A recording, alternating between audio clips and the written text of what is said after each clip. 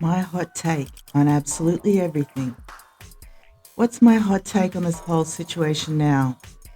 I get so fired up to write in the morning, I'm rushing to it. I don't have streams of consciousness, I have rivers of the stuff. It's like I've finally released the floodgates on this whole thing, which is my life. That really is the silver lining of the dark cloud that's been thrust upon me. I finally wrote this damn thing down. A morning thought: the super dorks and their sicko subscribers are probably happy that I'm hopped up and knocked out from head meds.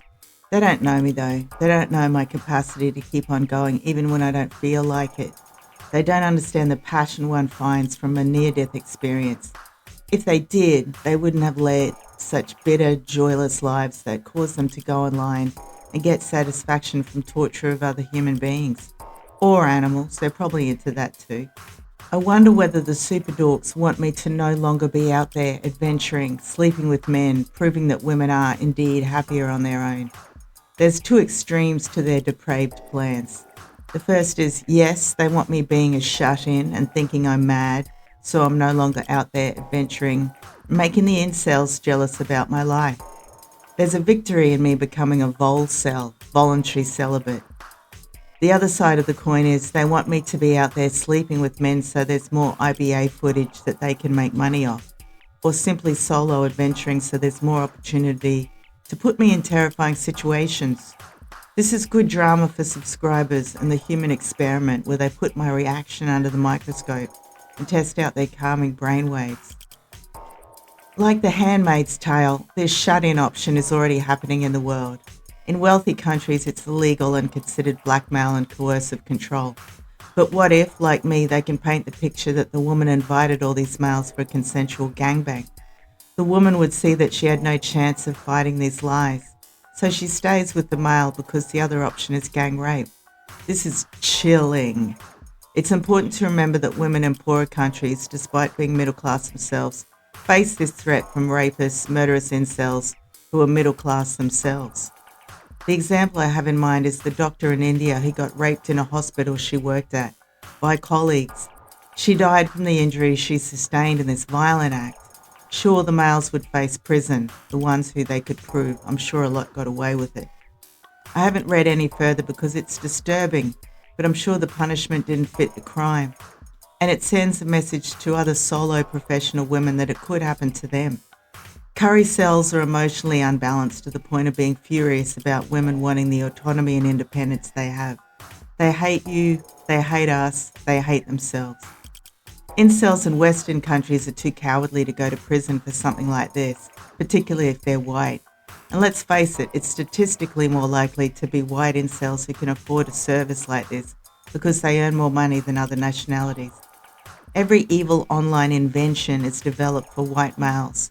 We are their prisoners on this planet. You could say that it's purely market, not misogynistically driven. The type of customers they cater for has a very disturbed, perverted, incurable personality disorder and surplus cash to spend on this shit to try and fill the void that exists in their boring, unimaginative characters. They'll never self-examine to get over their extreme depression, instead buying into things that feed their permanently damaged person. Of course, it's not just white males. Take, for example, the Loy Hotel. This was a very accurate little snapshot of the demographic of rapists. There were non-white males there who I suspect paid to be a part of this, like the Skippy Germs, who especially came from Australia for this. The Asian male who hunted me out in the communal kitchen, for example. The Turkish male and the black male from Germany. These ones were in a class that could afford to pay for participation. Han was paid to be part of it. He was too young to have created disposable wealth and probably wasn't from a family with intergenerational wealth. Likewise, the PNG thug. I got a message that he was actually from the island of Badu. The Aussie Leb and a couple of white, ugly, nondescript gangsters that I wouldn't recognise if I saw them again because they all look the same. These ones, by virtue of their criminal careers, have access to rape for free and without consequences, so they needed the cash reward. And finally, the white French pisswreck. They had to pay him to be involved because his life is too shambolic to want to be involved in that type of crime.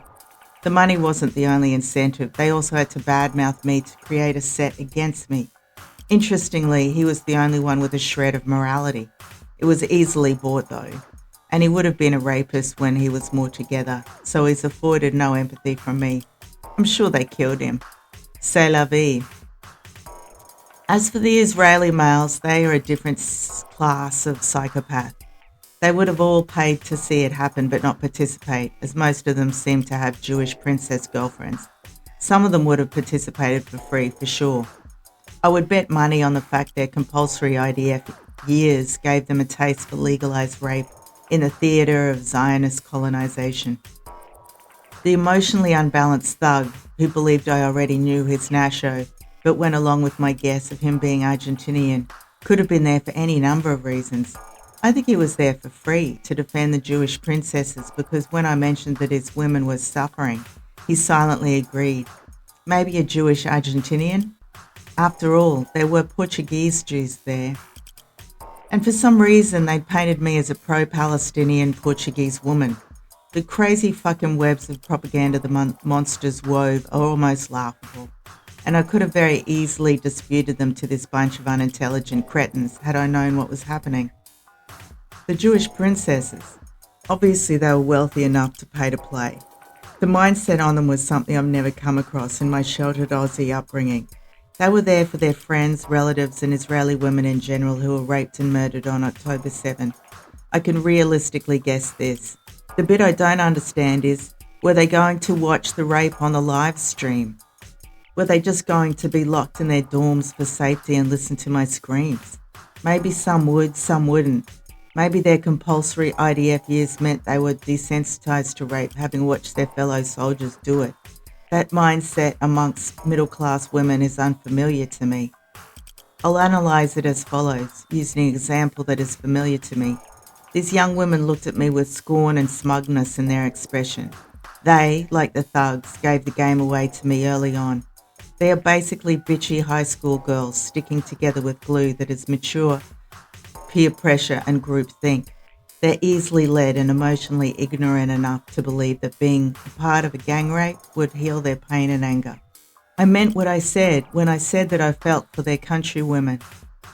I'm now left with a very bad impression of Israelis, not because of anti-Semitism, but because they are emotionally abused in the IDF and therefore abusive. It's not all Israeli people. There are dissenters who disagree with the IDF training in war crimes. These people weren't those people. And those women had the capacity for guilt and nervousness about their participation in a crime. It was written all over their faces when they came out the next day, and when I saw some at the Chiang Mai airport. They probably didn't know enough to know I was still being hunted down. And being women, they probably subconsciously had little faith in a plot carried out by males. If they had any shred of intelligence, they should have now realised this. I've just done several paragraphs where I've openly and seemingly unapologetically stereotyped and badmouthed different cultures. It's not unapologetically, I do apologise for these generalisations.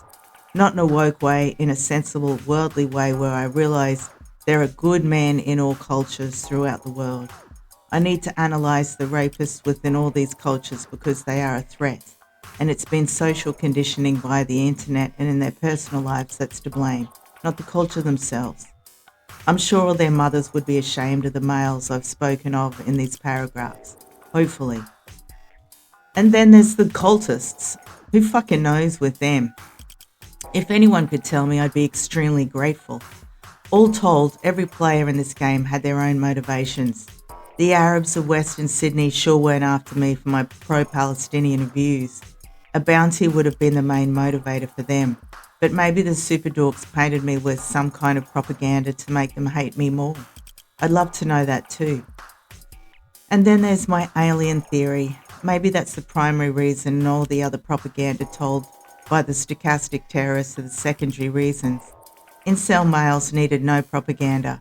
For a woman who's actively enjoying a sex-positive life with various lovers who don't become partners is their enemy. They are stochastic terrorists to every woman and those who identify as women walking the earth, really. I guess they're too broke to fully fund this thing. Rape plot in the Loy and BKK and bounty on my capture. So the super dorks had to go looking at wealthier options. This is why I don't think I'll ever get away with this. There was just too much money spent on the whole thing, too much money at stake. They'll want a return on investment. I'm only safe because they don't want any police attention if something happens.